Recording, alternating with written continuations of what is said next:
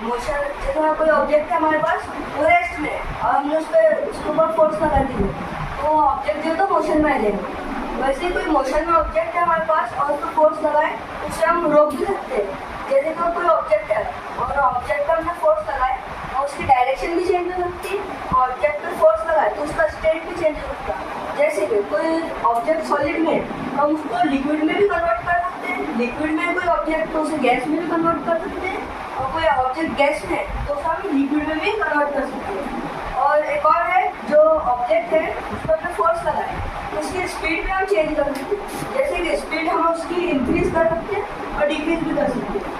और ऑब्जेक्ट जो तो उसको फोर्स लगा के हम ऑब्जेक्ट का शेप भी चेंज कर सकते हैं। अब जो तो हमारे पास आता है टाइप्स ऑफ फोर्स।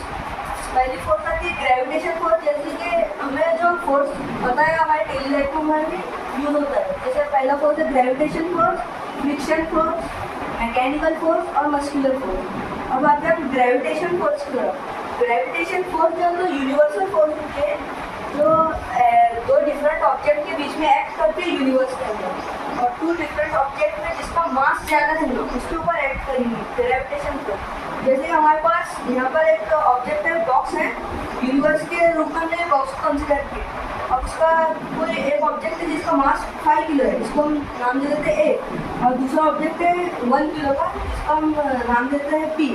और जो 5 किलो का ऑब्जेक्ट है इसका मास जो तो ज़्यादा रहेगा इसके कंपेयर में, तो इसमें जो तो ग्रेविटेशन ज़्यादा फोर्स लगेगा इसके मुकाबले में।